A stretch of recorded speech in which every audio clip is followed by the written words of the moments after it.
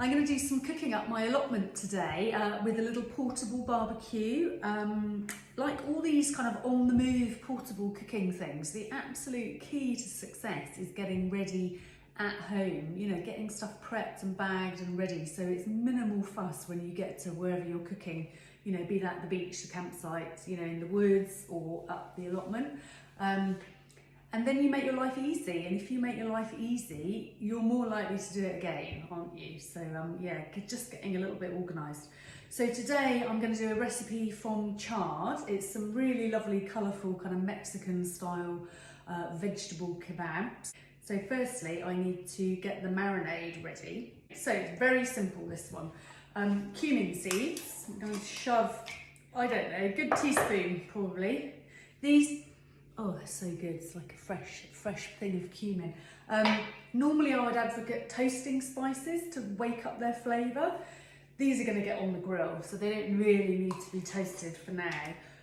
Chipotle chili, which is the lovely smoky chili. They're like dried jalapenos. Those in. And they just get, I'm not going to grind them up too much. Just kind of bruise them open. It's one of the best smells ever, cumin, I love it. And then garlic. So I'm just going to roughly chop it and then do the kind of crushing with some salt trick, which is my favourite way to prep garlic. Just squidge it around and make a paste. So that goes in, and a really good glug of olive oil. Couple of tablespoons probably, maybe 3. The trick to kebabs is getting everything about the same size that goes on your skewer. Sweet corn are really tough, so you have to get in there with a very sharp knife. Oh, and I'm going to cut those into kind of centimetre discs, maybe 1.5 centimetres. And then the courgettes. I tried to choose courgettes that are about the same kind of diameter, because then when they're on the kebabs, it all kind of lines up neatly. And not only does it look nice, more importantly, it means it just cooks, everything cooks evenly. Right, onion. Onion takes quite a long time to cook, so I'm going to cut that thinner than the other vegetables, just to kind of give it a fighting chance of being cooked at the same time. All the veg done. Right, give it a little mix around, just to get stuff coated. I don't want to break up these onion rings too much, so I'm going to go quite steady. Right, I'm just going to skewer everything on, alternating all the veg. You just need to be a little bit careful with the onion because it's a bit delicate, but you know, once it's on, it's going to get wedged between the other things. Sweet corn is pretty tough to skewer, it has to be said.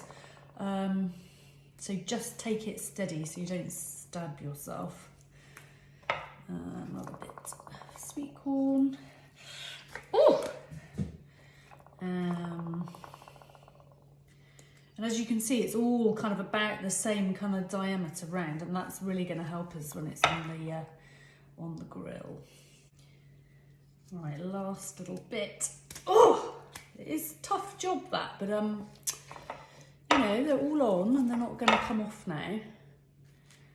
So those kebabs are ready. Just going to get a bit of that extra marinade. Yeah, they are ready now to go up to the allotment. Right, here I am up on my plot. I'm cooking today on my little THÜROS T1 to go here. It's a fantastic little bit of kit. I take this everywhere with me. You know, it's come to festivals, camping, to the beach, and to here. I usually carry it around already with a little bit of fuel in it. They're so fuel efficient. I don't need much in there. And because I'm doing these sort of kebabs today, I just want a very little bit of fuel in the bottom because I don't want them to cook too quickly. Little natural fire lighter, just light that up, pop it in the middle. I'm just going to put the lid on, but with the vents open. Go and see what's been happening down with my chickens and have a look, let it heat up. It's going to take, I don't know, 5 minutes, 10 minutes probably. Right, that has had like 10 minutes, I think. That charcoal's not fully kind of lit and ashed over, and that's because I'm using really good quality sustainable British charcoal. With really good charcoal that's very, very pure in carbon, you don't need to wait for it to ash over. That's kind of what you have to do with charcoal that's got a lot of chemicals in it. So this is really good gear, this charcoal. So that is ready for me to cook on. I'm just going to put on my little kebab attachment and then literally put the kebabs on. Now I've got 3. It does take 6, but I'm just working with 3 today. They just go on like that, and I can turn them to keep them cooking evenly. But for now, you know, that charcoal is nice and gently alive, so they're not going to burn. The thing about cooking vegetables is they always take a tiny bit longer to cook than you might suspect, so I'm very happy if these kebabs cook quite gently and quite slowly. I don't want to rush them. So I'm just going to pop the lid loosely back on like that, just to help keep that kind of oveny heat in. And yeah, I'm going to make some guacamole really quickly to go with them. Those kebabs are sizzling away in there and smelling amazing. I'm just going to make a little bit of really quick guacamole. Having said that I kind of get prepped at home, I didn't do this at home because I kind of forgot, and I thought that would be a good idea just to bring it all with me and do it here. Parsley that I've just picked from my allotment. Sorry, there's builders working up there, so that's what that little bashing is. I hope that's not too annoying. Yeah, parsley. Obviously should be coriander really in guacamole, but I haven't managed to grow coriander this year. For some reason it all failed. I'll tell you what I'm going to do, just score it through with my little knife. Essentially kind of mashing it up in here really, and the other one.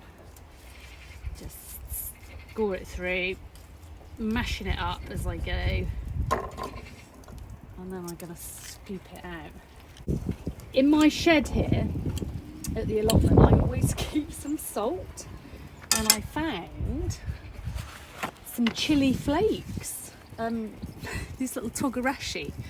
So I thought I'd put a bit of that in. It's completely inauthentic. So we've got parsley, we've got Japanese chili, and we've got Mexican kebabs, but it's all going to taste good. And my little tub of salt. It's always handy to have a few bits and bobs in your shed. I'm just going to mash that up, and that's going to be really nice and rustic to go with those kebabs. Right, so look at these kebabs. They are looking fantastic. I'm just going to move the camera so you can see those. They're looking really good. Yeah, just going to spin them around a little bit. Cook them on the other side. Put the lid back on. Right, they're done. I can smell them. I can smell that they're done. Oh, they look so good. So that's Mexican vegetable kebabs from my book, Charred. Cooked on the THÜROS T1 up at my allotment on a wooden deck, I should say. They don't get hot underneath these things, which is absolutely fantastic. If I were to do one thing in this life, it would be to persuade people never to buy those disposable portable barbecues, because they cannot cook anything worth eating. They've got a lot of chemicals in them, and they're really part of the throwaway society that I think we all need to be moving away from. So investing in a really sturdy, decent portable barbecue is a fantastic thing. Taking some fire adventures out on the road. It's a bit windy, isn't it, today? But it's lovely and warm here, and I'm going to sit and eat my lunch.